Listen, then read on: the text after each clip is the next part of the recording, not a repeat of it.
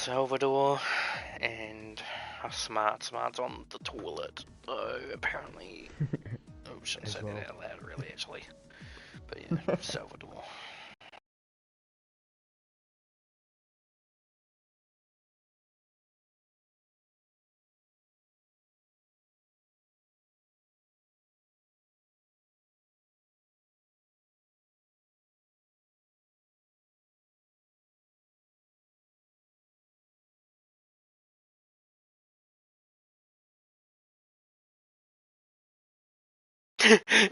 And on that note, good morning, good afternoon, good evening around the world. Welcome to the Transnation eSports powered by Drink Alchemy for the Canadian Grand Prix.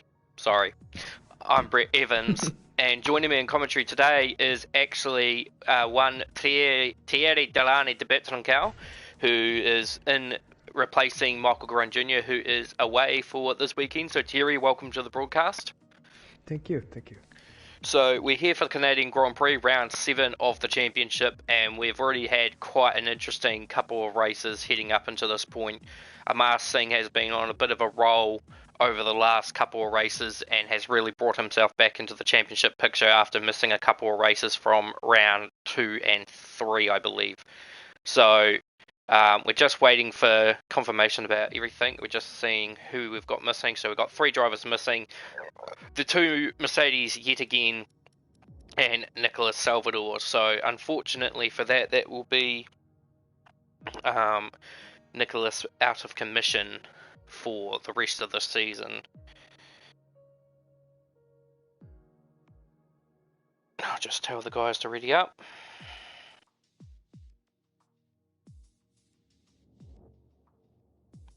Go to committee.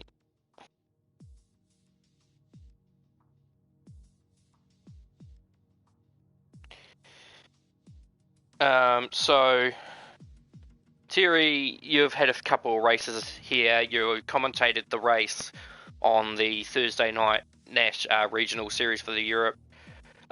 What do you make of the Canadian Grand Prix circuit, the Circuit de Gilles Villeneuve, and what do you think is going to come out of today's racing?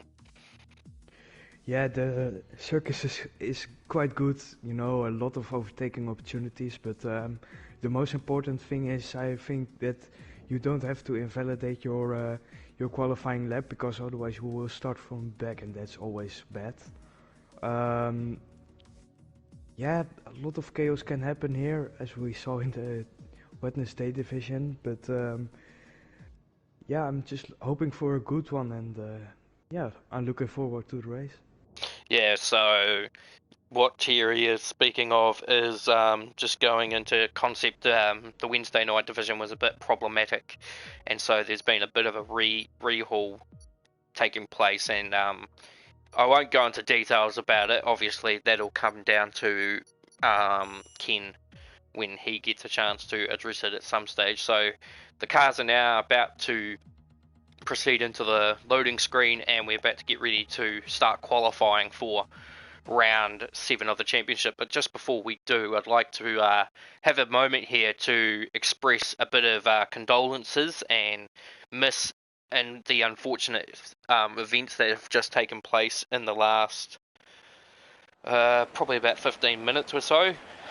Japan has been hit by a 7.2 earthquake in the same spot that it devastated 10 years ago. So very unfortunate turns of events for these people, and we hope nothing but the best for them in their situation. So good evening, Izzy, welcome to the broadcast, and of course Drink Alchemy, who always has a nice word in before he gets underway in qualifying. 17 cars around this tight, twisty circuit, comparable to a street circuit. It's not a street circuit in its own right, but the characteristics of the track are very street circuit in nature, with a lot of freestanding corners and tight, twisty canvas with walls greeting you for any mistake. The infamous Wall of Champions, of course, where in 1999 we had 4 champions, one not necessarily Formula 1, but Michael Schumacher, Damon Hill, Jacques Villeneuve and Ricardo Zonta all greeted the wall in that race, and then that corner was labelled as the Wall of Champions, and as of late it has picked up a few world champions in its wakes. I still think we hold the record currently that no champion in TNE has greeted the Wall of Champion yet. And, well, I mean, they've hit it, but they've never DNF'd off it, so we've been fortunate enough for that. We've got Lexi in the chat as well, so the two females of the Transnation eSports banter group is in the chat. And, of course, Izzy celebrated some points in Thursday night to become the second female driver to score points in Transnation eSports. The first was Anne in the Wednesday night division at Azerbaijan. So, Thierry, I don't know how much you've been following this here in Southall. We just had a Haas driver go completely offline at the hairpin, which I think was just to get out of people's way. But, I mean, I don't know how much you follow this here, but based on what you see from the driver lineup, who do you think is going to take pole position? Or that will either be Amar or Samad, because they were really quick in the Wednesday division, and yeah, I reckon that will be a good fight between those two cars. Now, funnily enough, you've got the world's second longest name in human history. The driver we're following now, the Ferrari of Temp 304218, has probably one of the hardest names to pronounce, and that is Adam Kowalczykowski. He is currently on screen now. We're going to ride on board them and take him around a virtual lap around the Circuit de Gilles Villeneuve. There's a yellow flag in Sector 1, but I think that's just cars getting out of each other's way that aren't on flying laps. So as he comes through turns 7 and 8, you've got to be able to position the car so smoothly through these exit curbs so that you don't lose too much traction heading up towards the hairpin, where we've seen many of dives, many of dive bombs, many of a few pretty bad accidents. Robert Kubica comes to mind in 2007. The subsequent race that actually saw Sebastian Vettel take his debut race the next race and become the youngest driver to score points and the fastest driver to ever secure a penalty in Formula 1 history of 6 seconds. So very interesting feats for the now four-time world champion and now Aston Martin driver, as Kowalczykowski crosses the line, does a 1 minute 8.8 as an opening account. Now, we've seen drivers in the lower 1 minute 8s around the circuit, and some even crossing into the 1 minute 7s. In particular, Amar Singh, who currently at this point of time holds the fastest lap time of the week of a 1 minute 7.8. As he crosses the line, does a 1 minute 8.7 on the medium, so that's already a pretty interesting time. Pedro Diaz with a 1 minute 9.4. Christopher Lubin with a 1 minute 9.9. What do we got in the comments? Just have a quick flick. I tried the orange juice and biscuits. Okay, there's obviously some sort of off-screen banter between these two, and they've tried something, and they're just now talking amongst themselves about it. But anyway, so who else has done a lap since then? No one else. Everyone else is either invalidated, and we've already actually got Daniel Budwell. I think he serves his qualifying days, Yeah, no, that's fair enough. I've actually made a mistake and invited him when he was supposed to be on a race ban, so that's on me actually. But no, he's done the right thing in serving his qualifying ban now, so I can overlook that. That's that's a bit of a faux pas on me. Who we got? So we're watching Titzian Hartmann, who hasn't had the best of success, and he has informed me that he is getting better internet for the weekend next to this, so internet issues shouldn't be too far off. Yeah, the two girls are still going at it in the chat, just conversing between themselves. There's a race on, ladies. But anyway, just on top of that, with the talk about the female drivers in our league, any female drivers out there that are watching, we're an advocate for the female drivers. We appreciate what they do. They come in, they race hard, they're beating some of the gents in the tiers, so they're doing a great job. You could be a part of it too, so if you're a female driver and you're looking for a lead, Transnation Esports is the right place for it.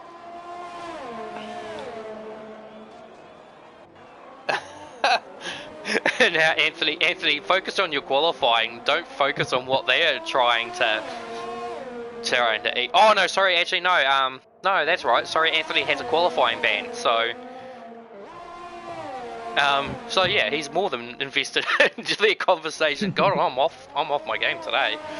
It's been a busy week, so we've got a lot going on, a lot of discussions, a lot of meetings, and so we actually do have a new driver today as well, in Michael Barkley, non-human. He's currently P4 on a 1 minute 9.4, brother to Freedom in Tier 2, so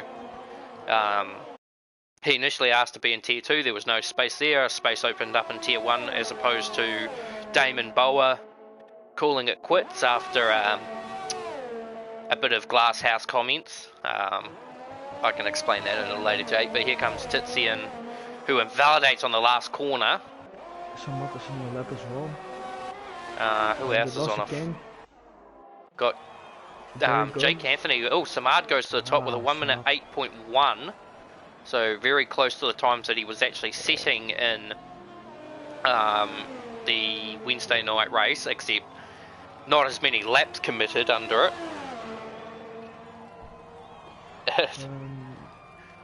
Anthony talking about his driver of the day status. Hopefully if he can claw his way through the field. Well, I mean, presently at the moment he's sitting 13th, so even if he does not qualify, as long as the other drivers around him don't set times, he'll find himself a bit further up, which sometimes I always feel that when drivers when they serve their quali ban and they don't end up starting last, I almost feel robbed.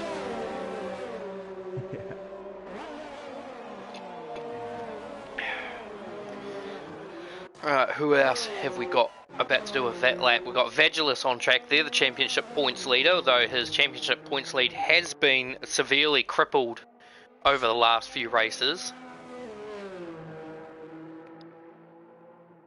You're about to say something there, Thierry?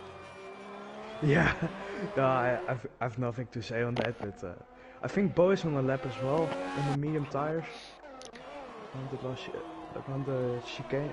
No, hairpin, sorry. Yep, and currently doesn't look like he's set a time yet, so we'll just keep an eye on this as he comes down the back straight now, and we'll see what he's capable of on the medium tyre. Now, Bo seems to be the type of driver that always likes to go for the opposing strategy to everyone else. Not so much in the regional series, but definitely in the national series. He always tends to try and go for the different strategy. He'll cross the line at 1 minute 8.9, which sits him about P5. Now, under normal circumstances, you can do a one-stop here of a softer hard, but not many people like that strategy outlet, so the two-stop is often more favourable around the circuit, even though this track does have one of the lowest degradations, if not the lowest degradation on the F1 calendar.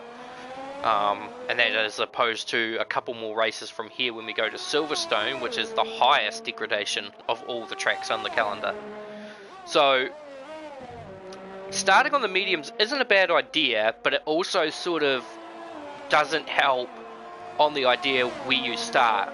So for Amar, who did a 1 minute 8.7 on the mediums, which I do believe he hasn't actually betted yet. No, he hasn't.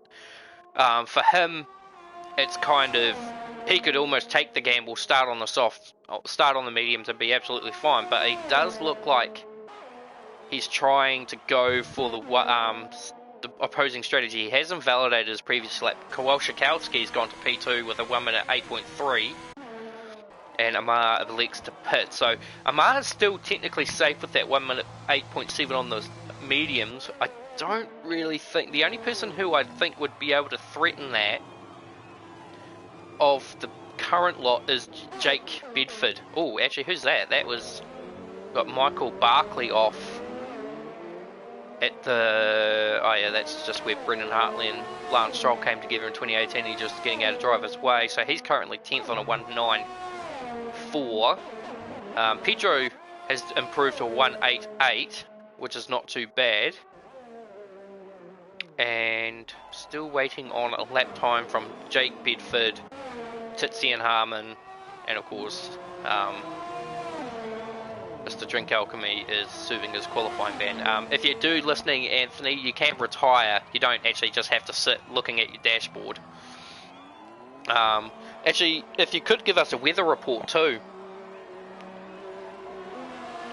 I want Thierry to make a 3 in a bed commentating style.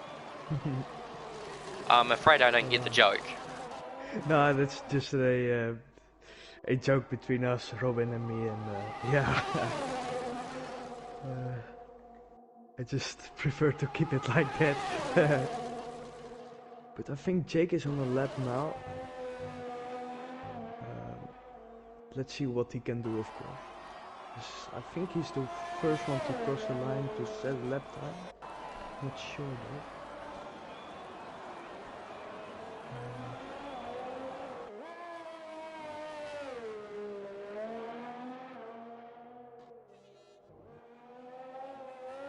So I'm gonna quick read through some things. So still waiting on the weather. Mr. Drink Alchemy, if you could give us a weather report.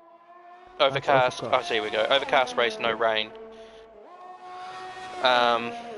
So unfortunate, I didn't do enough of a rain dance. In fact, I actually didn't even do a rain dance for the nationals. I only usually do it for the regionals. Jake Sabers first with a 8.7. It's not too bad. Amar's about to do another flying lap on the soft tyre. We'll keep an eye on this lap and see how he does. It's a very, very open-ended lap, and usually when Amar's the kind of driver that it's very, if he has a good weekend, it's a dominant force. If he has a bad weekend, it's a very bad performance. There's not really an in-between for Amar. Very consistent front runner, top 3 in terms of performance. Qualifying doesn't usually play out as much in the national series, and the regionals is obviously cleaning them up. One thing that lets Amar down probably more than anything else is his race starts. He is 5 tenths up into sector 2, so right now he's looking down the barrel of about a 1 minute 8.2, which would jump him up to P2, but that's really the third sector is the make or break of the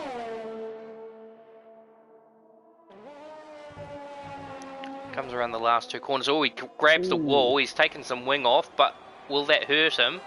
1 minute 7.9.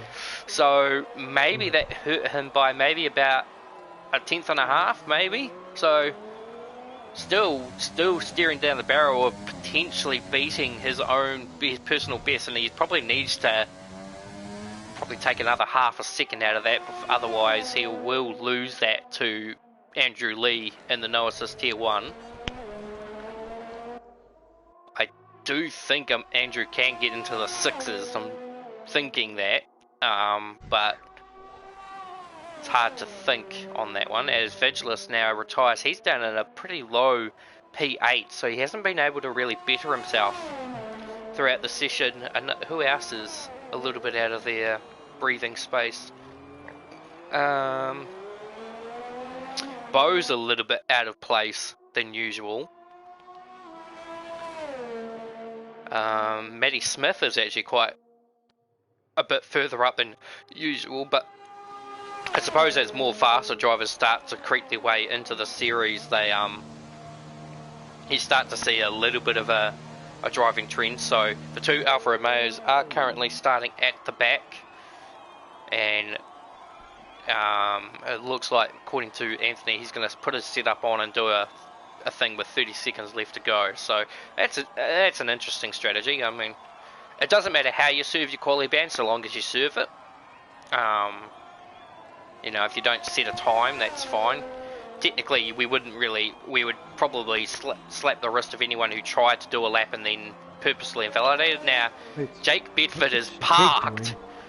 Well, he's letting the driver through, but ideally when you're in that sort of predicament, you probably would be better off to go around the corner, come off to the inside, off the racing line, and do it, because the problem with what he did is that you can run, the driver coming through the corner can understeer off, and when they do that, you've got a parked Haas on the track. Now, arguably in that kind of situation, if it was reported, it could be deemed as an impediment, but it really comes down to the driver who was coming through as Jake cuts through the chicane, which is a bit of a no-no, so we will investigate that one more thoroughly, and hopefully come through Austria there will be a bit of a rectification on that one. Who else is on a current lap? Wild Gamer was on the lap, but he invalidated, and Phoenix is on the lap as well. I believe he was 2/10 under his time, so let's see what he can do. And Liam has retired in the pits, so Jack Foster goes to P11 with a 1 minute 9.1, so it's still reasonably close in the field. In fact, actually, if you really think about it, got Samad about to start a lap, but from position 4 down to about position 7, it's literally about a tenth and a half, so you just got to find as Samad actually invalidates coming through turns 3 and 4, so that's his qualifying run over, so he will resort to starting second in today's race, unless of course Kowalski or Bedford have an answer to that 1 minute 8.1.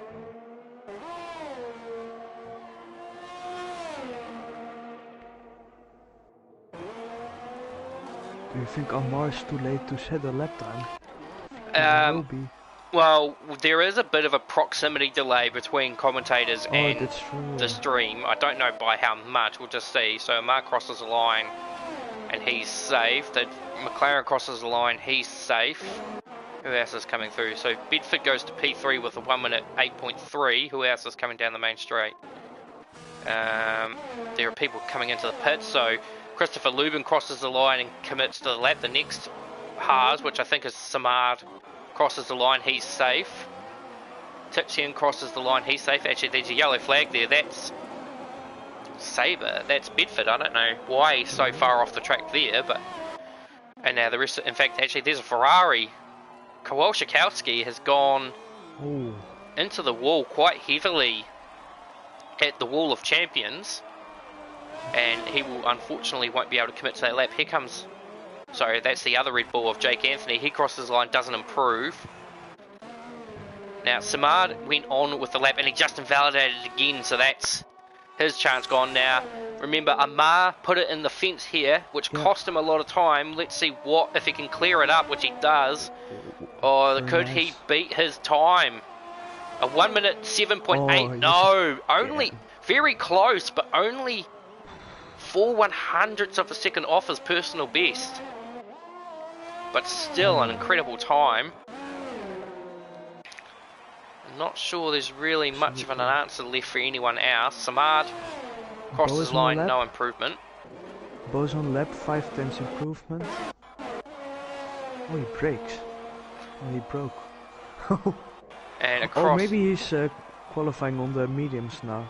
He's qualified on the mediums now. So. Well, let's have a look. So the best time was set on the mediums, but he starts in 7th place. So that's a little dangerous in terms of the where he is on the field, as Jake, I think, has run out of fuel. He'll be the last driver to cross the line, and we just got to wait for Tizian now to... As Adam's car is still trundling around as a Formula Ford. So a comment from Robin was, I can't really hear that co-commentator. When he plays Rocket League, he screams your ears off when he scores a goal. Yeah, I'm like screaming a lot whilst we're playing Rocket League, so... yeah. But anyway, Amar, that's a good lap from him. I expected Samad to be closer to Amar, but anyway, maybe he can do something on the race pace, you know. But yeah. So there is your current order of drivers. I didn't actually have enough time. I was reacting to a message. So we're just waiting for the cars to get back on the grid. So we believe it's an overcast race with no rain, which is quite disappointing to say the least. Oh, it's not that bad actually. So Amar takes yet another pole position and draws himself closer to that fastest lap of the week award, but of course we still do have the no assist tier 1 and no assist tier 2, where the possibility of that being broken is an certainty. I will say though that the overall best qualifying time of the week last week for the Azerbaijan Grand Prix was actually very close in the way that it was only beaten by 2/10, well, maybe not even 2/10 of a second, a 1 minute 37.1 played by Persassin in the US Monday night regional beaten by a 1 minute 36.999. So could be a very close game here, or Andrew Lee could absolutely smoke them. It's hard to say. But any which way, the DXT eSports starting grid annual Drink Alchemy pole position award goes to Amar Singh, and he will have the hard charging Samad alongside him in the Haas racing team. Then we've got his teammate Jack Saber, or Jack Bedford, in the second Haas, and alongside him is Adam Kowalczykowski, who had a really good strong form at the start of the season, hasn't quite been able to translate it a bit much lately, but he's looking a bit stronger today. Pedro Diaz, a good qualifying for him. In fact, I think that's his best qualifying of the season. And he'll have Jake Anthony alongside him in the second of the Red Bulls. Bo Wigger on the medium starts in P7, and he has the championship points leader of Vagelis Siaportos alongside him. Michael Barkley in the AlphaTauri, the replacement of Damon Bower. He has Tizian Harmon alongside him in the Renault. Then it's the Tier 2 champion of Season 6.5, Jack Foster, and alongside him is new recruit William Hunter, who starts on the medium tyre. Matty Smith starts on the medium tyre in the second of the Renaults, and alongside him the second of the Williams in Christopher Lubin. He is on the softs. Liam Towie, a bit of a disappointing qualifying for him. He starts on the soft tyre, and then at the back we've got the two Alfa Romeos of Daniel Budwell and Anthony Flass, both serving qualifying bans after misdemeanours. So both Alfa Romeos on the medium tyre, that could prove to be a bit of a costly error in the long run with strategy, especially if an early safety car comes out right on the point of their pit strategy. Two-stop race, roughly, soft, medium, medium, soft, medium, soft.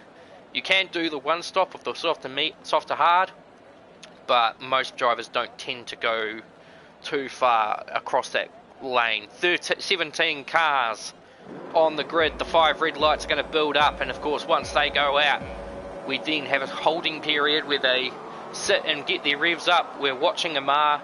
We'll see how long it takes for Amar to build his revs up. He builds them up slowly and gets onto the gas, and lights out, and away we go for the Canadian Grand Prix. And Samad had a beautiful start. He's going to try and contest around the outside of turn 1. There's a bit of contact between the two leaders. Kowalczykowski tries to make a move up the inside. Jake Bedford has lost a spot from the start. They're all going through quite cleanly into turn 1, which is a bit of a rarity. In some cases, the two Alfa Romeos bring up the rear as the field flies through for the first of 35 laps, and a great start by Samad. He leads Amar. Then it's Kowalczykowski, Bedford. There's a yellow flag in the back there. I can't quite see. It looks like it might have just been for cars going through slowly. Looks like the rest of the field has actually almost... Actually, Vagelis has come up 2 spots, so he's had a really good start. Bo's gone back a couple. In fact, he's actually making a move here on his teammate, who I actually think let him go. Doesn't look like there's any... under attack as well. Yeah, I don't think there's any wing damage to show for at the moment. The two Alfa Romeo are still holding out at the back. I think, actually, William Hunter's gone a little backwards down the field, and he does have... he lost his wing as well. So... he'll be due into the first stop. We'll just see if anyone else follows suit. Do the Alfa Romeos?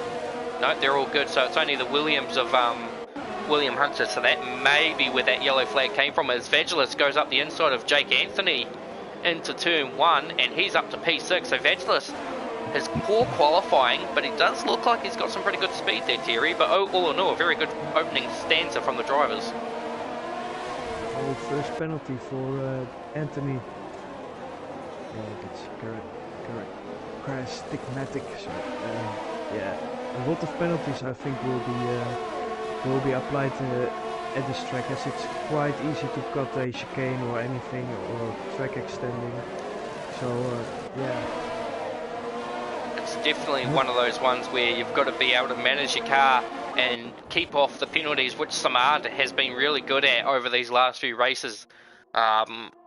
Unfortunately, in Azerbaijan, he got caught up in a bit of a mishap that cost him potentially the race win, which went to Amar, and his teammate actually went up to second with a 10-second post-race penalty applied to Adam Kowalczykowski for... Oh, and Amar's made a huge balls up at the Wall of Champions. He was so lucky not to actually put that car into a full spin, but he's dropped a lot of positions. Now, understandably, in the regional series, this happened to him actually at the start of the race. He actually got carted off the track by Marvin Muller, or Cromarino as they know him, but he actually came back to still win the race after a brilliant resurgence. Probably not going to be as easy in this division, obviously, because the drivers are a lot faster within this group, and they're all, because unlike the regionals where it's just basically contested by who can turn up at the time, the national series is all concentrated by the race performances of the drivers. So a lot of faster drivers take place in this. He's right behind his teammate, who I don't imagine will make things too difficult for him, but he does have Bo behind him, who is quite an aggressive customer when it comes to overtakes, but at the same time Bo does have a tendency to abuse his ERS. In fact, there goes Amar, and Vagelis has actually gotten through on Pedro as well, so Vagelis is flying at the moment, as he does actually pick up a 3-second penalty, as does Bo. And Liam joins the party. We've got Michael Barkley in the pits. I think that's for a wing change. It's a bit early for the softs.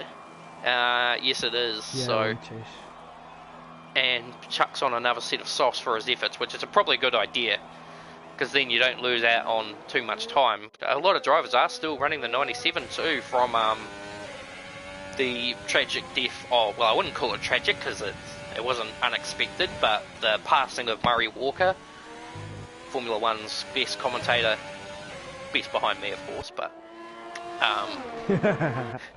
oh, Amar's right on the back of Pedro, by the way, but I think he uses a bit of ERS. Yeah, so Amar's kind of one of those drivers that's really good at being able to just get his head down and not be overly fussed about an incident. I mean, he's the only driver I can think of that can win a race, come into the commentary box to have a chat, and be as placid as a plank, as plain as a plank of wood. And even when he's angry, like even when he's been caught up in an incident, he's just kind of like humble as always, thanks City. But yeah, no, he even when he's had a mistake, he just says, that wasn't on, but it doesn't bother him. Bo's in for a front wing change too. Yeah. Oh, what a shame for him after starting on the mediums. Now, Kowalczykowski, was that a front wing change or was that a strategy change? Yeah, there was front wing. So the leaders are starting to get unstuck, and at the moment it is currently a Ferrari engine powered 1-2-3, and more importantly it's a Haas 1-2. You never thought you'd hear that one in Formula 1 terms, but obviously things are different now. But of course, for those who don't know, although if you don't know, you shouldn't really call yourself an F1 fan, Drive to Survive, the third season is now out. I haven't actually watched them. That doesn't make me a Formula 1 fan, that just means I don't like watching drama. But Samad was actually very close there to chipping off a bit of his end plate. But yes, Vagelis right now is driven in quite... Amar changes his wing as well. So a lot of drivers with the front wing damage or change. Yeah, so a Mars race go from bad to subsequently, and this is exactly what I'm talking about. So Liam as well. When Amar makes mistakes, they come in droves. But when he has a good race, it's absolutely perfect. So he's a very interesting character. So he's a well-respected member of the committee, well, the community, I should say, and he doesn't really ever get on anyone's bad side, which is quite hard to do in a league when you're racing against so many people and so much can actually happen. But even if he was caught up in an accident, he would put his hand up and said, "Look, sorry, that's my bad. Let's carry on." In fact, Vangelis has now just made a move on Jake for position 2. So Jake, I think, made a mistake because Vangelis wasn't that close behind. In fact, I think Jake's coming in. Is that going to be for... Yeah. Is that going to be a strategy change, or is that going to be yet another front wing change? Will there be much drivers without a penalty? Yeah, there is a front wing change for... So, will there be much drivers without penalty as well? At the moment, we've got 17 drivers, and currently of those 17, 5 have penalties. Bo's actually just ironically picked up his second penalty of the race. So, so is Jake Anthony. William Hunter's in quite early, so I think he's grabbed the wall again. No? Yes. Front wing change as well. But I don't see much damage on that wing. No, me neither. Maybe it was It just... must be like really light damage, but feelable, Yeah, it's light enough damage to be noticeable, but yeah. So currently the top 2 are the only drivers yet to... Well, actually, sorry, the top 4 are the only drivers really to have not scored any problems as Vangelis now comes in. God, I hope he's not in for a wing change either. Yes, he is. Wow. Oh. So that's now at least 3 or 4 drivers now from the front pack that are all pitting for front wing changes. Now, Jack Foster was not one of them, so he's actually jumped Vangelis as a result. As Amar now does the fastest lap of the race. Now where is... Oh, that's going to be tight between Jack and Jake. Side by side.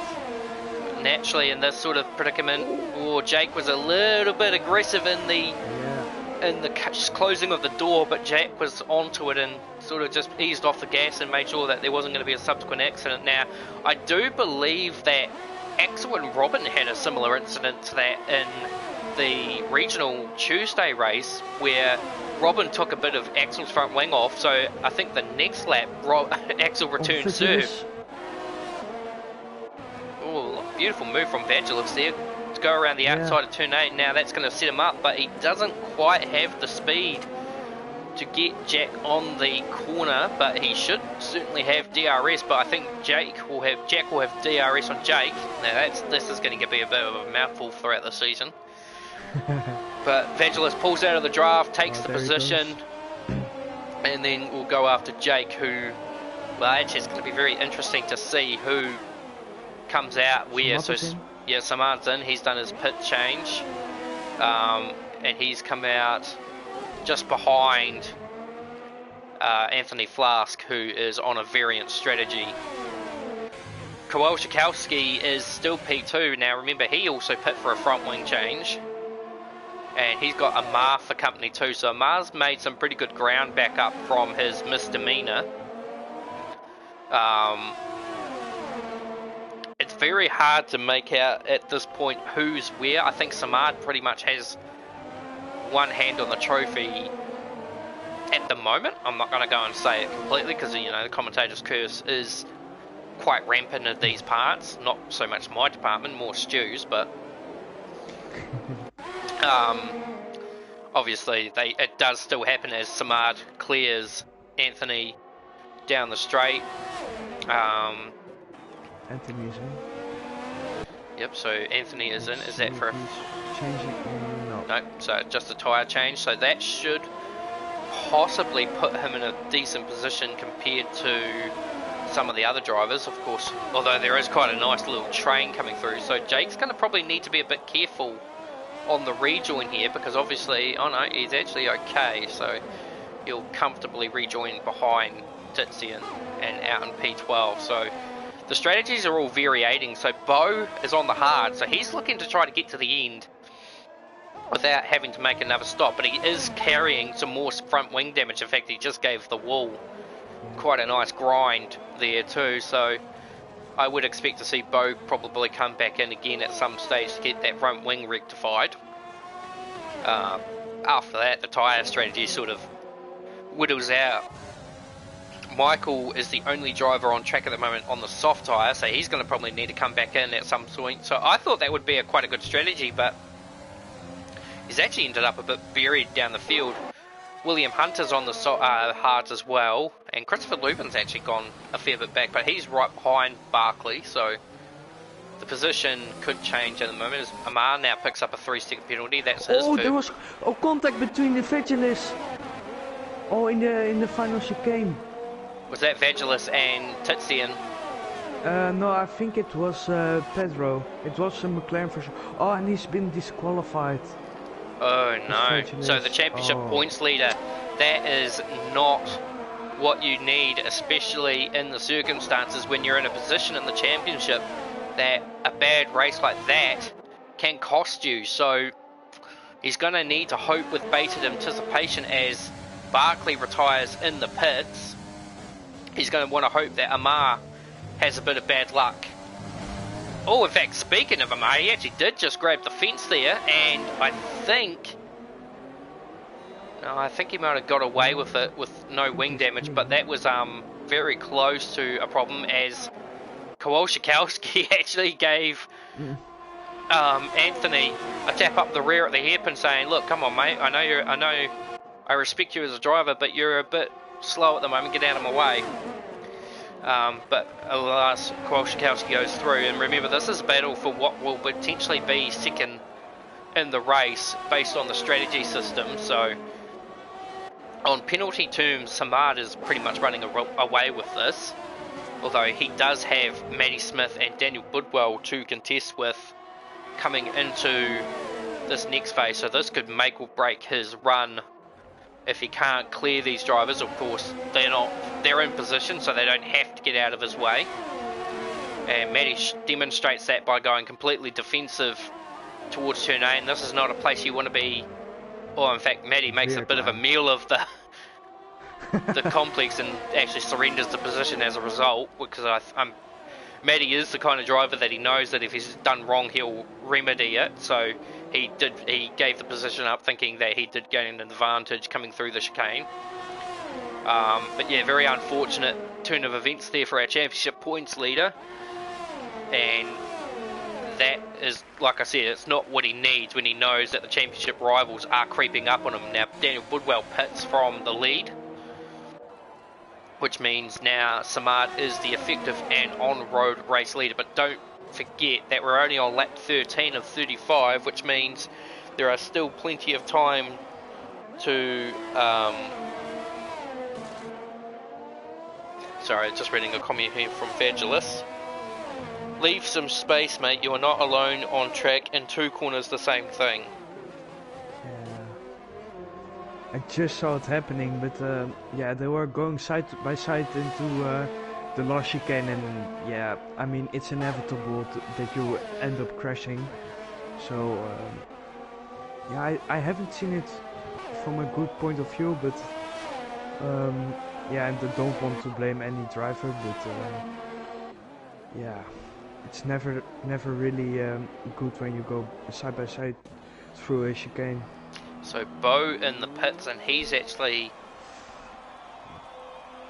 I think he's come in again, because he's somehow managed to put his hards back on. So I think he's come in, put on a set of mediums. Oh god, he was so close. He was warming up his tyres, and he actually very nearly clipped that wall that sticks out. I've done that before. I've actually done that before in a qualifying, and I'll tell you what, it's so embarrassing. but it's kind of funny, I think. I mean, you can laugh about it later down the road, but it's just when you're in the heat of the moment, you think your strategy and all that kind of stuff when you're going into it, and then you do something like that, and it just completely dissuades you. So Anthony Flass is now pit from where he was, and he has come out in P13, but he has the freshest of the tyres, and based on his strategy now, he's going for the softs at the end of the race, so he'll be kind of wanting to hope that a safety car comes out, which will then bunch the field up, and on fresher softs he'll have a bit more of an advantage. And of course he hasn't picked up a penalty yet either, so he's got a good chance of leapfrogging a few of these drivers. In fact, we'll just have a quick look at that penalty account now. So Jake Anthony and Bo both sitting on 9 seconds. Jake Bedford sitting on 6, the rest are on 3, so not too bad in that terms of things. Currently, Maddie Smith now pits, which will correct the race order for the time being. In fact, Jake Bedford's actually made some good ground up on Adam Kowalski there, and Bo picked up another penalty, so that I think puts him up to 12. So where does Liam and Jipoa are going at it. I mean, they were really close in the pit lane. I think Jipoa made a move on Liam because he had the DRS. Oh, Liam! Oh, that's... If he had a bit more traction behind him, that would have been actually a good opportunity for an overtake there, but yeah, he got the nose perfectly in. It's very hard to... It's actually quite hard to get the nose into the car when it's when you're sort of in a mid-corner turning capability. So Liam did a pretty good job there to hold the nose in and make a move. And according to Giuliano, Bo has wheel issues. If he could sum that up to whether it's wheel related, pedal related, either which way, he's retiring at the pits. It's in the pit lane. Okay. I do remember. Sorry, hang on. Oh, who's that making a move?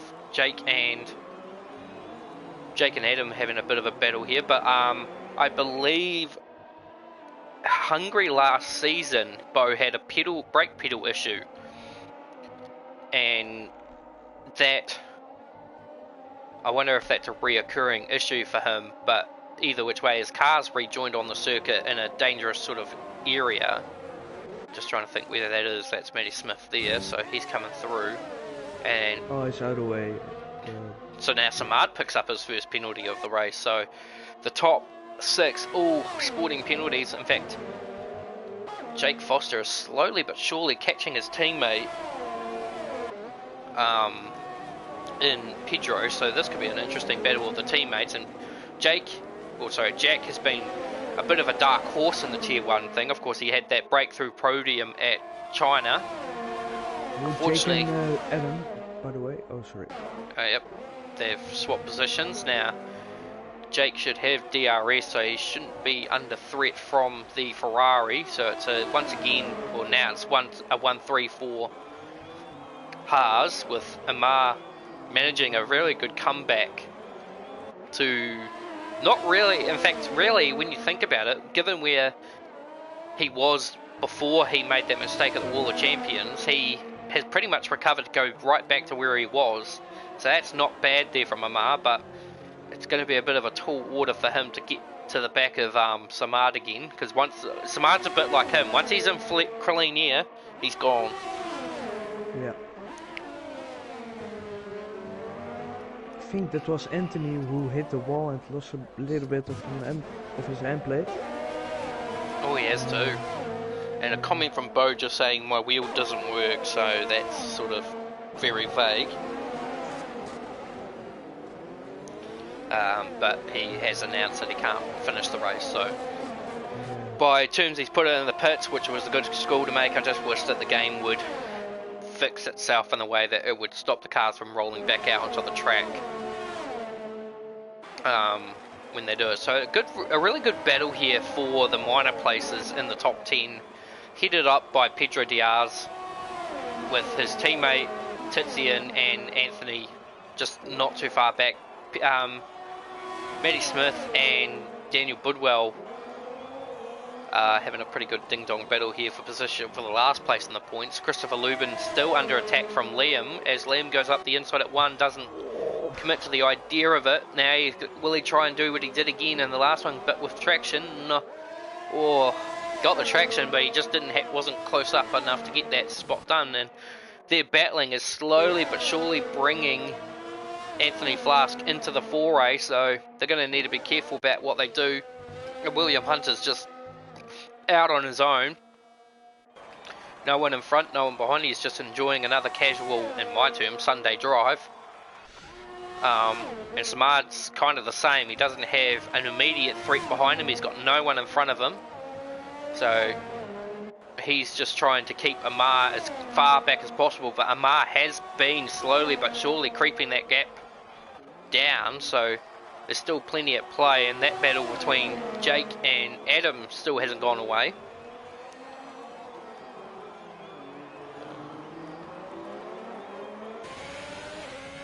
And Bo leaves the session, so surprisingly no safety cars, no virtual safety cars, and other than the incident with Vagelis, there hasn't actually been a very severe accident just yet.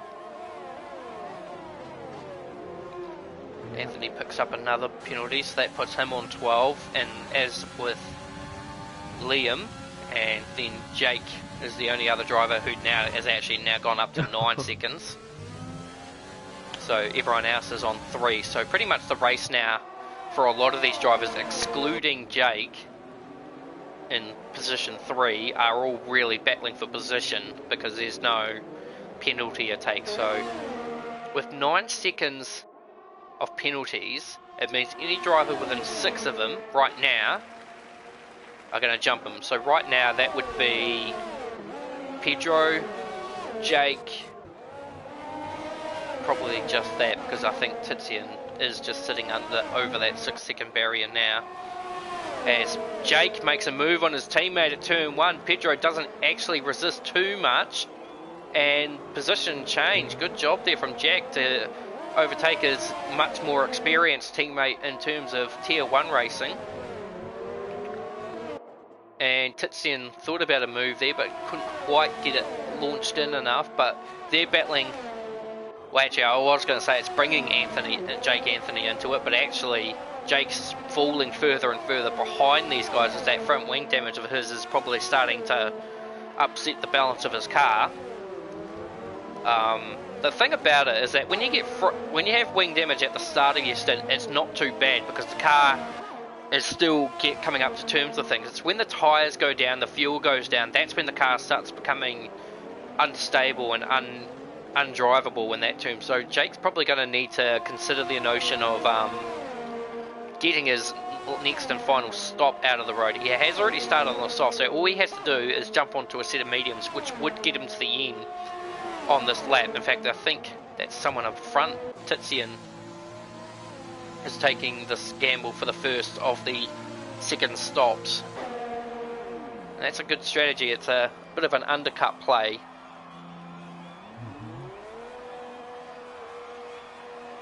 I think an undercut here is quite strong, as you have a lot of high speed corners that you want to you want to have fresh tires here. So well, one of the more common things actually that you'll find with the undercut being strong. Oh, he goes off. Tizian has gone off. Does he have damage? I can't see it, but we'll just wait and see. Yeah, he does. A whole end plate side. But I was about to say the most common reason to the undercut being effective here is because you technically cut a whole part of the track. Yeah, with the turn 1 and 2, yeah. And basically you do cut the final chicane as well, so you do gain a bit of an advantage through this pit lane. The only other pit lane that does that sort of is Vietnam, which we didn't actually race in this season, and won't be racing ever again, except maybe in sprint mode. In fact, probably only in sprint mode will be when it races. But so yeah, big damage there. Jake Foster is in, and I think that was just a clean stop, no front wing change or anything like that. I think he'll be safe in terms of coming out in front of Anthony Flask. Anthony will have to come in a bit later than these guys, but of course he will end up on the soft tyres when he does. So Titson's back in for a front wing, but that's really dropped him out of the points for today's race.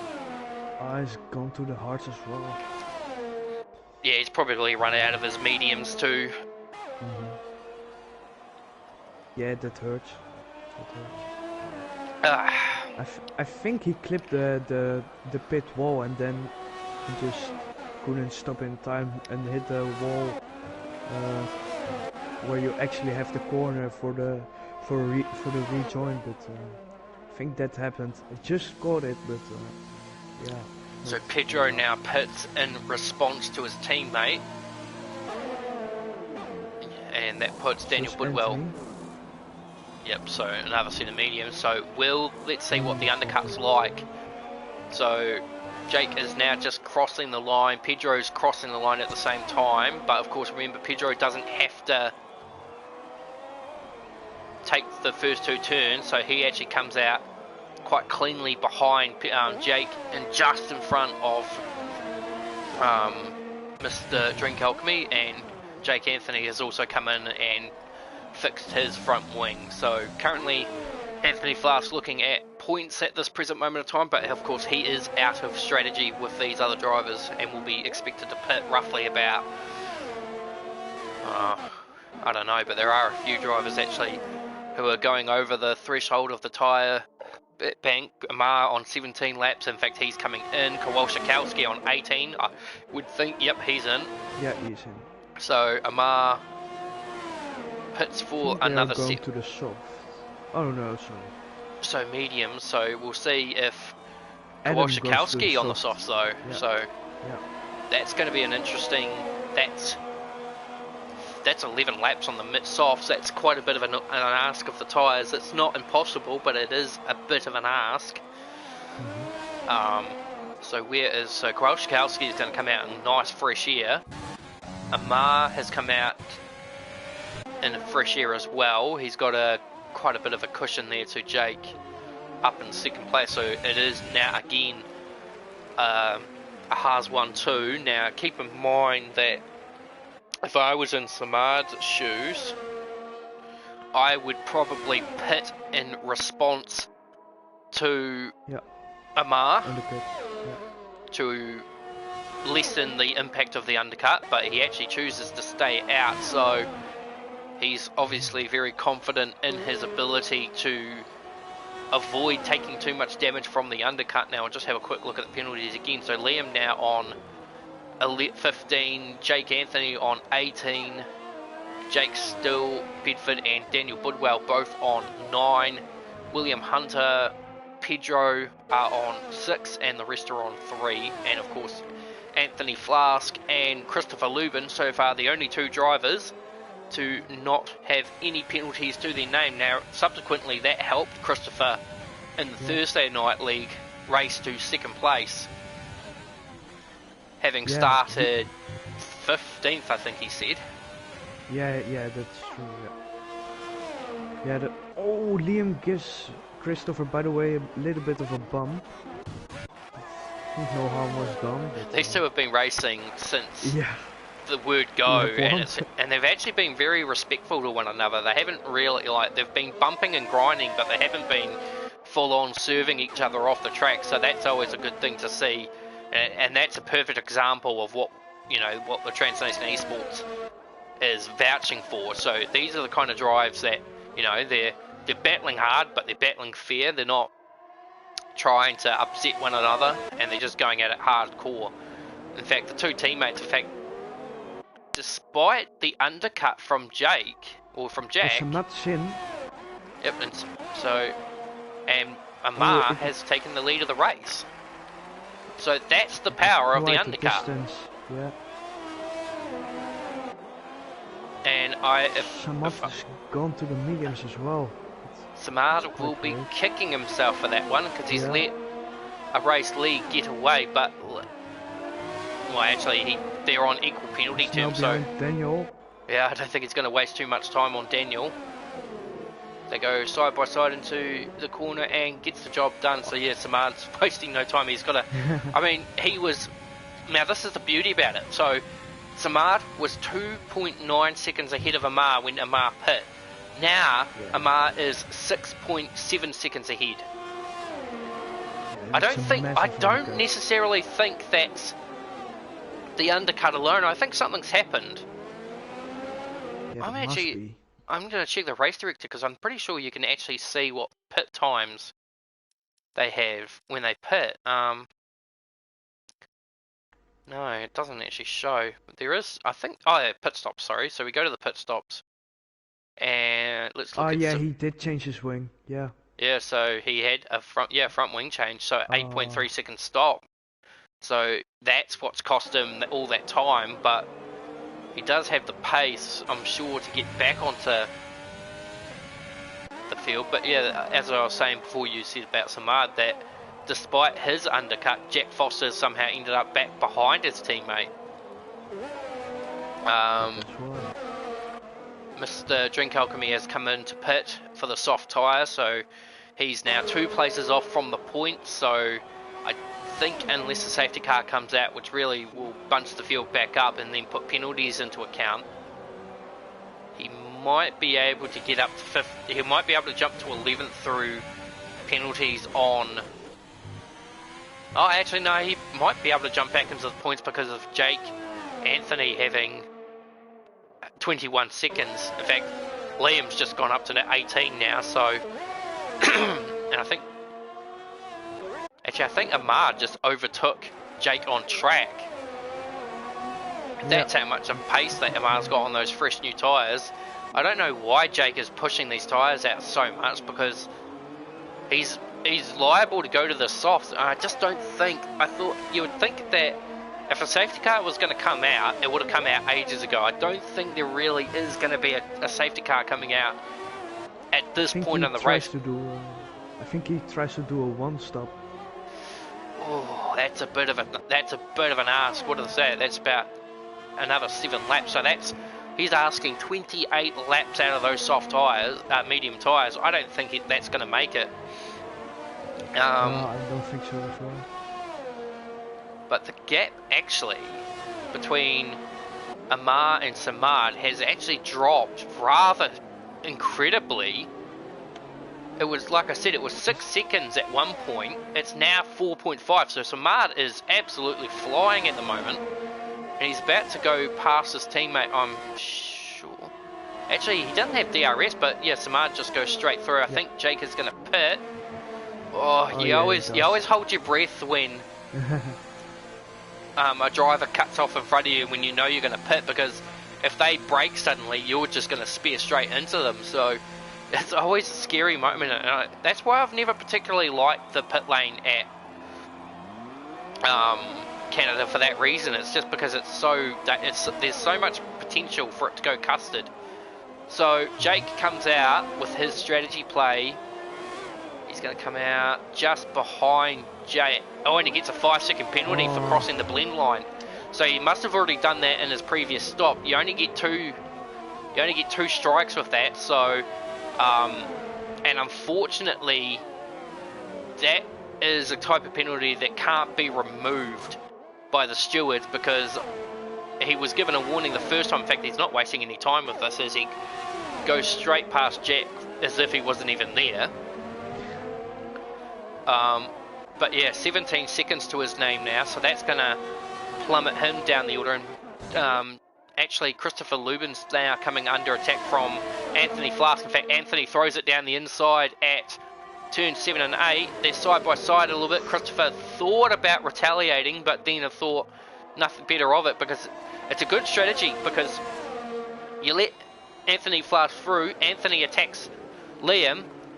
They could have a mistake. Liam could make a mistake in defending, or gets a bad run as a result of Anthony overtaking him, and then Christopher can launch an attack. So I did say that Drink Alchemy, or Anthony Flask, as he goes down the inside at the Wall of Champions, and he gets it done, but he doesn't get the exit he needs. But he does have DRS, which should keep his position. Oh, he goes on the grass a little bit. Oh, a bit of contact. There's contact. And then, like I said, absolute textbooks. Christopher Lubin now through. So that's exactly what I was talking about. All Christopher had to do was wait for these two to have a little bit of a moment and then pounce. So now that puts Mr. Alchemy into the points, but he's got 12 seconds to make up to catch Anthony, but Anthony has 21 seconds worth of penalties, so I don't think Jake's going to be finishing in the points today. Yeah, and Jake Saber is on a flyer as he just overtook Pedro for P4. But he's got 12.5 seconds. 12 seconds, and he's on 17 seconds worth of penalties. But the battle at the front is starting to sort of shape up a little bit because Samad has just dropped that gap down to 2.8 seconds. So Samad is absolutely flying, and that may be that gap drop between him and Amar may have been the reason. And Amar picks up another penalty, so that's game over for Amar. Yeah. He needs to make 3 seconds, but Samad has been closing the gap. Now, I think the reason that Amar might have been catching Samad at the start of that final end of the stint might have been that wing damage that Samad picked up, but actually, hang on. They're about to put a lap down on Jake Anthony at this point, so that's... Huh? Oh no, sorry, that was Amar. That was Amar I was looking at.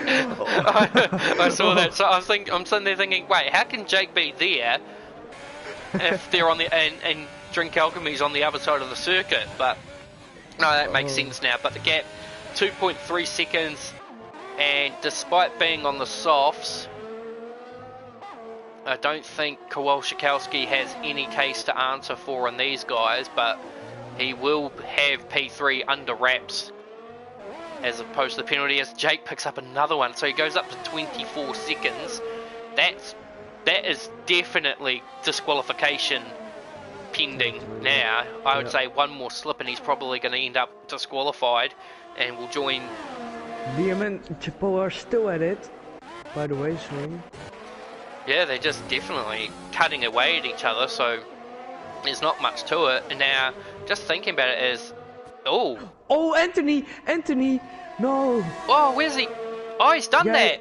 Oh, he crashed. And a safety car! Safety car! Oh my... So he's done that to himself, hasn't he? Yeah, he did it on his own.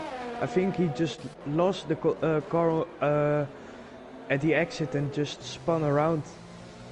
That's very unfortunate there, and he was in the points too, so, and probably was on course. But now, if this was a race killer for any drivers out there, well, I can tell you now, looking at these penalty accounts, Daniel Budwell, Jake Bedford, and most importantly, as Matty Smith is retired. Oh, he sort of did a Magnussen because he's on the pit wall, sort of. To follow Christopher on board. Oh, he has too. Yeah, he's done. He's absolutely punted it into the thing. So that's another driver out. It's weird.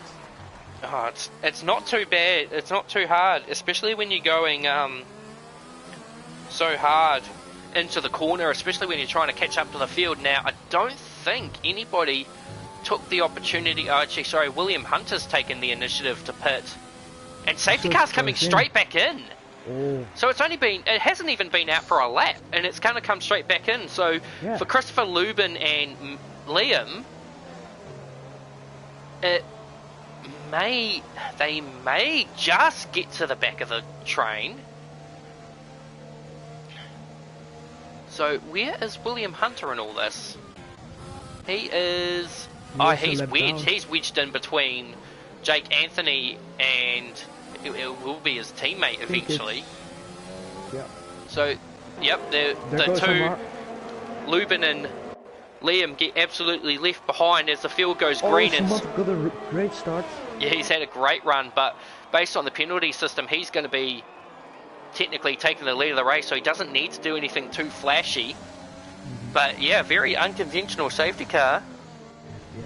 really weird. Just touched the grass and lost it was the word from Anthony. So very unfortunate there, but nonetheless we'll see him strong in tomorrow's race at the French Grand Prix for the US Regionals. But this battle at the front rages on. Samad, basically with the penalty account, unless he can pick up one himself, is going to take the race win. And I think Kowalczyk, no, actually he won't. He's equal with Amar on penalties, but the biggest loser is going to be Jake Bedford with those 17 seconds worth of penalties. Jake Anthony is going to get absolutely even though he's got quite a bit of a gap back to Liam and Christopher Lubin. He's going to lose out and drop out of the points. He's lucky enough that William Hunter is a lap down to him. Oh, Kowalczyk, a huge mistake coming out of the final corner, but managed to save it from being anything potential as we do cross now to the final lap of the race. So all it really takes for Samad now to win this race is just to stay off the corners, stay off the curbs, stay away from anywhere that will potentially give him that penalty that will then throw his race away. Amar can't do anything anymore. He doesn't have the speed to attack. He just has to keep himself ahead so that he doesn't lose out to Kowalczyk, although if he picks up another one... That's Daniel Butwell. I think he made a mistake because he lost a lot of positions.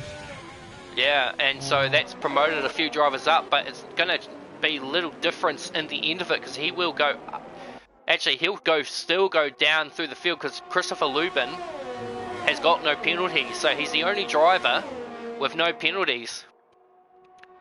So Amar Singh is going to cross the line. He'll take the race win on track, but the race win will go to Aryan Samad in the Haas.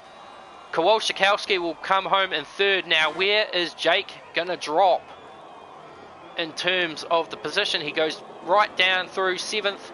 He will stay 7th in terms of where the rest of the field. Now, what about Christopher Lubin? He's going to cross the line. Will he jump to 6th? Yes, he does. Yeah. Great result there for Lubin. Great. So it was a bit of a exciting race. That safety car really turned heads. And Daniel Budwell takes driver of the day. So Anthony, at least one of your drivers took the driver of the day for today. Unfortunately, it wasn't you, but at least you've got your teammate picking up the spoil. So we will now quickly take this time to grab our top 3. Just wait for this thing to load up. Amar, Kowalczyk, and Samad. So our top 3 celebrate their victories on the podium. A very exciting race, Thierry. Yeah, it was a good race with lots of battles and yeah, clean racing, which is quite important, of course. So yeah, I enjoyed it. Just stuck on the loading screen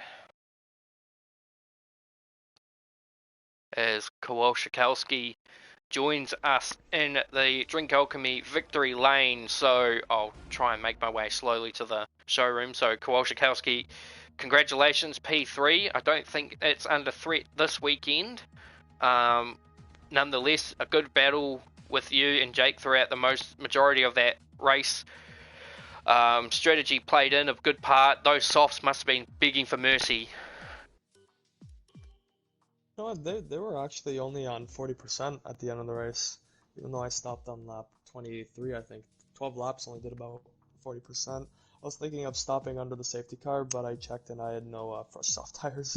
I only had the ones that I started on, so I think third place was about what I could have reached today. In terms of the race itself, obviously there was a lot going on in terms of pit strategy, front wing damage and penalties, I guess, was a huge playing part in the race function today. So what did it mean for you to be able to survive all that and bag a podium? Well, I actually I did like decent amount of practice this weekend avoiding the penalties, figuring out the lines to take to avoid all the penalties, and I did get wing damage on lap 4, so it did make me have to stop for the mediums, but it wasn't that bad because I think everybody else, um, I think there were a couple of people at the front that got wing damage at the front, not really sure. But it was just a matter of fact of a race of damage limitation and penalty limitation. So only got 6 seconds of penalties. Pretty happy with that overall. Well, that's good. It's a good result nonetheless, and it keeps you pretty healthy in the championship battle. As it is, a bit of commiseration for your teammate as well. I'm sure that was a bit unfortunate in terms of the constructors, and of course for his own championship ambitions. Well, yeah, for sure. I'm lucky to have such a supportive teammate. You know, we're both pretty evenly matched, but I think I don't know. Did he disqualify from the race or did he retire? There was an incident between him and Pedro at the Wall of Champions, and I think he ended up getting disqualified for blocking the track or something. I'm not too sure. Yeah, that's unfortunate, but we'll be looking in France to get a better race going for us. No worries, and thanks for your time. We'll see you tomorrow for the regional race at France, Sunday, 7 p.m. Yep, see you. Thank you so much. Next on the agenda is Amar Singh. I tell you what, Canada seems to be one of those kind of tracks where you get punted off or you make a mistake of your own and you manage to bounce your way back into the front magnificently. Unfortunately, penalties kicked you in the arse today, but another good pole time, very close to your current fastest of the week time, which I think will be beaten by Andrew Lee, but fingers crossed on your end that you might be able to pull off the victory. But either which way, second place, and considering that some Vagilis didn't finish the race today, it looks like you'll be back in that potential fight for the championship. Brett, I don't think Amar's in. Isn't he? No. Oh, great. Yes, Okay, thanks. I just talked to myself like that. Oh, I even just said it in the thing here. Okay, so, Samad, are you in? Yes, I am. Okay, so congratulations on a race victory. The pace was really good at the end of the race. The safety car didn't really make much of a difference to you because obviously the penalties on Amar's side was very different. So, good start at the race. A front wing change during your second stint. I don't think I saw any wing damage on your car. It must have been very minor, but just talk us through your race. The race was pretty calm. I was just avoiding getting any warnings throughout the race. And after my first stop, I had a decent amount of gap, and I just made a small mistake. Got a bit of oversteer and touched the wall, and got a yellow wing.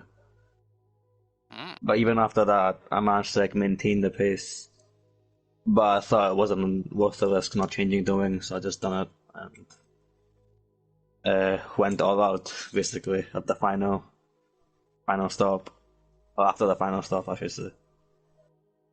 Yeah, and it was a pretty good result nonetheless, and the pace was certainly there. Qualifying, you just seemed to keep holding into that 1 minute 8.1 bracket, so... Yeah, qualifying is something I need to fix. I just don't have any confidence going into the final 2 corners. God, he says that after doing an 8-1. Yeah. You hear this guy, Terry? You know? It's easy to invalidate, so... No, I agree with you completely, but of course you go from Canada where it's likely to invalidate maybe in a third of the circuit, you go to France next, which you can invalidate nearly 3/4 of the circuit. So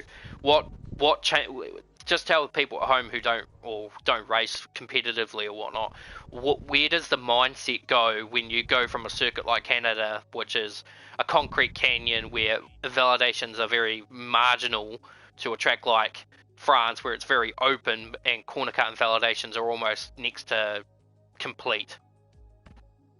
Honestly, just stay on the grey bit. That's the best you can do in France.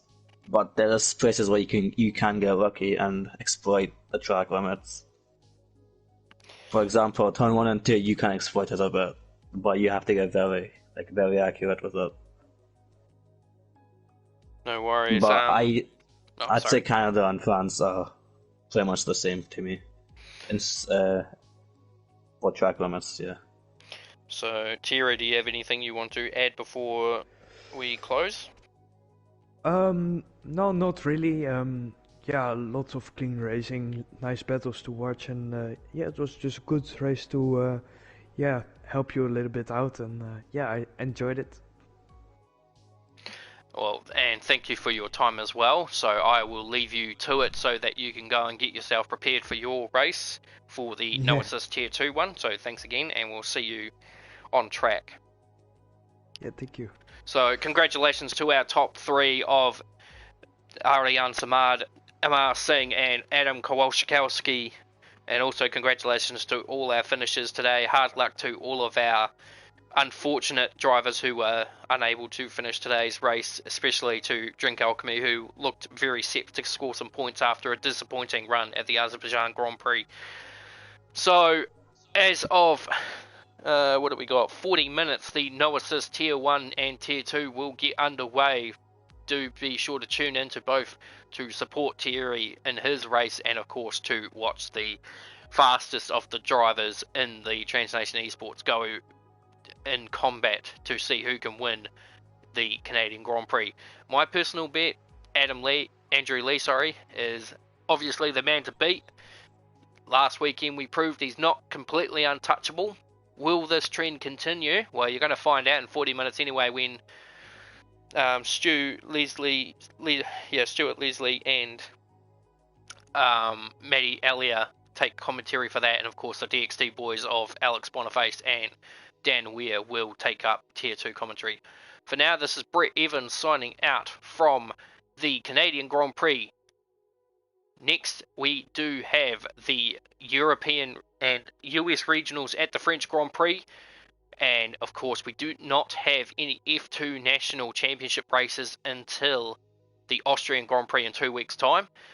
After the No Assist Tier 1 and Tier 2 races, tune into my personal Twitch channel, B_Evans_N15, for coverage of the Drink Alchemy Transnation Supercars official practice day at the Super Cheap Auto Bathurst the Mount Panorama Bathurst 1000 circuit for another good practice session there. If you're also a supercar fan, don't forget that today is the second day of the Penrite Oil Sandown Super Sprint. Shane van Gisbergen took the victory honours in a surprising 17th to first race win with a broken collarbone. Now, if that's not driver commitment, I don't know what is. I am rambling and prattling a little bit. I'm just trying to think of anything else I need to think about in terms of news for the Transnation eSports before I close up. Presently, nothing comes to mind. There is a very big, important announcement that I need to make, but I'm not going to make it until I've got the green light to make it. And I'm only saying that to give you a bit of a teaser and to hopefully draw some attention into it when the announcement eventually gets made. So for now, Brett Evans signing out from the Circuit de Gilles Villeneuve, and we'll see you next week at the Circuit de Paul Ricard. Thanks for watching.